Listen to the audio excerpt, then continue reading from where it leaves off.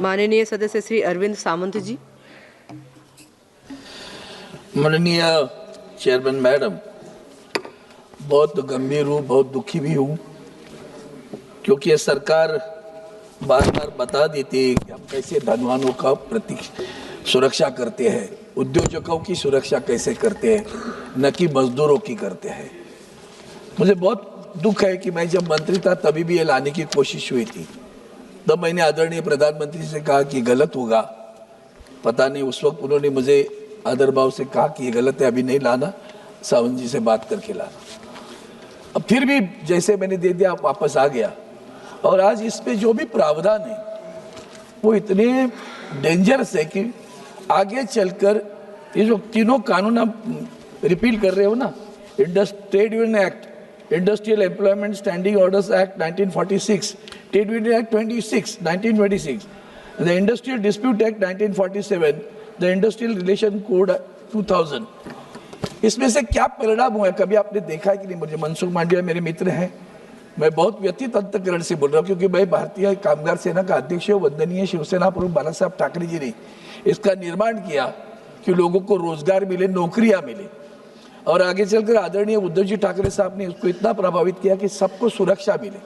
आपने दोनों भी हटा दी। नौकरी मिलना तो मतलब आज आप देखोगे पब्लिक सेक्टर, आप देखिए हमारी गवर्नमेंट और पब्लिक सेक्टर में नौकरियां होती थी, छाती पे हाथ रख के कह सकते हैं बैंकों में नौकरी बढ़ गई, इंश्योरेंस में नौकरियां बढ़ गई, टेलीकॉम में क्या अवस्था है, एमटेल जिंदा है कि मुर्दा है पता नहीं चल रहा है।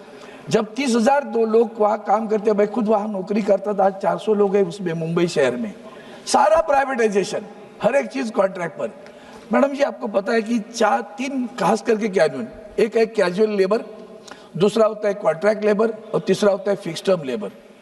आपने कभी सोचा आपके नेवल डॉक में, मैंने बताया था रक्षा मंत्री ने जवाब दिया, अब तक नहीं हुआ है, 20-26 साल कैजुअल लेबर। कैजुअल का मतलब क्या है भाई? इसको फर्नीचर बनाना है, काम हो गया, खत्म हो गया, कैजुअल काम खत्म हो गया। 26 बरस तक, 20-20 बरस तक लोग कैजुअल लेबर है। नेवल डॉक गवर्नमेंट ऑर्गेनाइजेशन, आज तक उनको परमानेंट नहीं किया। सबसे बड़ी दुख की बात यही है।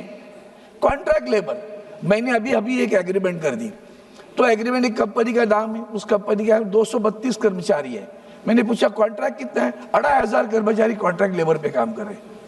उनके जीवन मान का, उनके भविष्य का कभी सोचा आपने? मैं एक सवाल पूछता हूँ, एक कॉन्ट्रैक्ट लेबर है, हो सकता है किसी अच्छे प्राइवेट सेक्टर में हो या आईटी सेक्टर में हो, उसको अच्छी तनख्वाह मिलती है, चलो 50,000 तनख्वाह मिलती है, वो बैंक में गया, कहा मुझे मकान लेना है, और मकान लेने के लिए उसने कर्जा मांगा। मैडम जी बैंक कहेगी दे देंगे, अच्छी तनख्वाह आपको।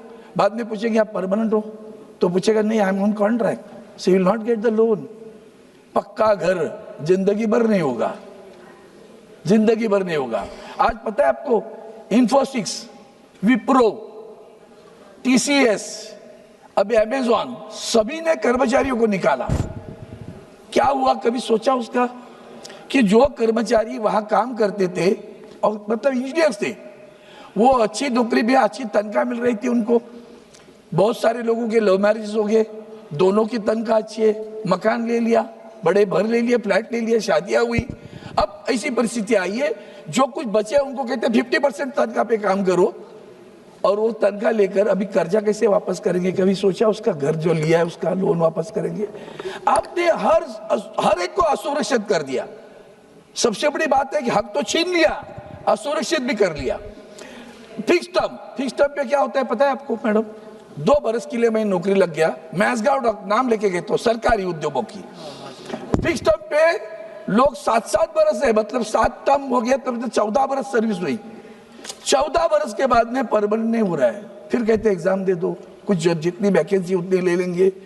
उसके जीवन मान का कभी शादी नहीं कर पाता, क्योंकि परमानेंट जॉब नहीं है। पता नहीं कल को बोल देंगे बंद हो गया। ये कौन से तरीके आपने अपनाए हैं कि शाश्वतता ही हमारे जिंदगी से छीन ली आपने। और दूसरी बात ऐसी कि इसके बाद में आपका एसीजेड बड़ा प्यारा है आपका बहुत, क्योंकि उद्योजकों को चाहिए ना, वहां तो आपका लेबर लॉज ही लागू नहीं है। हक छाती पे हाथ रख के कहो कि एसीजेड पे लेबर लॉज लागू है करके, वहां भी एसीजेड लागू नहीं है, कानून नहीं है सर। सब बड़ी बात ऐसी है कि इतने एक्सिस बैंक 10-10 बरस लोग काम करते हैं, परमानेंट नहीं हो रहे उसी तनख्वाह पे। क्या ग्रोथ है? विकसित।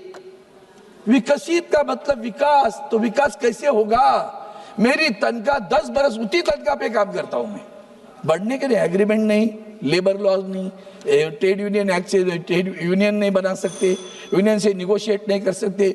यूनियन बात कर रही गई तो कहते हैं अब तो आप तो हमारे एम्प्लॉयज नहीं है, आप वेंडर से बात करो। वेंडर कहता मैं देने के लिए तैयार हूं, लेकिन मुझे बैंक नहीं देती है। क्या करे बताओ आप? और इसलिए मैं आपसे ये दूसरी भी बात कहता हूँ, स्टाफ सिलेक्शन कमीशन, ये एक नौकरी देने वाला एक माध्यम है सरकारी। हमारे मुंबई में इनकम टैक्स पे 1200 लोग भरे, 1200 लोग में से 3 लोग सिर्फ मराठी महाराष्ट्र के, बाकी लोग जो आए, मैडम आप सरप्राइज करोगी कि वो लोग टाइपिंग टेस्ट नहीं कर सकते, अंग्रेजी नहीं लिख सकते, फिर भी स्टाफ सिलेक्शन में कैसे पास हुए? मैंने इंक्वायरी मांगी थी, आज तक आपने उनकी इंक्वायरी नहीं। कैसे? एक ही गांव से, एक ही जहर से, कैसे 2 मिनट में? यही तो तकलीफ है ना। इतना बड़ा गंभीर विषय है, कभी तो समय दे दो। 2 मिनट में खत्म कर दो। अभी और 2-3 मुद्दे रखता हूँ, मुद्दे ही रखता हूँ, ज्यादा नहीं। आपने क्या कर दिया? कल तक किसी कारखाने को 100 अगर कर्मचारी हो, अगर उसको बंद करना है तो सरकार की अनुमति लेनी पड़ती थी। आपने क्या किया? 300 होंगे तो कर देंगे। मतलब 299 कर्मचारी है किसी कारखाने में और उसको बंद करना है उद्यमों, वो आपकी परमिशन की भी जरूरत नहीं, गए रास्ते पे। कभी तो सोचो कि जेट एयरवेज के एम्प्लॉयज का क्या हुआ होगा, किंगफिशर के एम्प्लॉयज का क्या हुआ होगा, नोकिया के एम्प्लॉयज का क्या हुआ होगा, जो बंद हुई उनका क्या हो गया? 40 बरस के उम्र में उनको नौकरियां कहाँ लगेगी? आपने ईसीआईसी को प्राइवेट करने का सोचा है, ईएसआईसी को भी।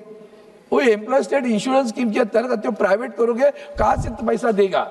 एक दूसरी चीज है, 100 लोगों की अभी 1-2 मिनट में कहता हूं, स्ट्राइक नोटिस देने के लिए भी आपने ये कर दिया कि नोटिस 60 दिन के पहले देनी है। अरे भैया ऐसे नहीं होता, जब जुल्म होता है तो रिएक्शन होती है।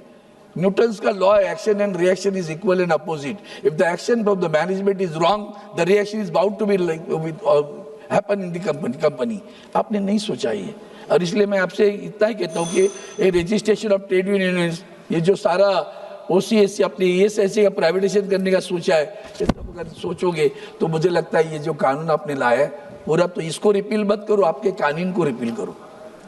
आपने जो लाया ना उस कानून को ही रिपील करो।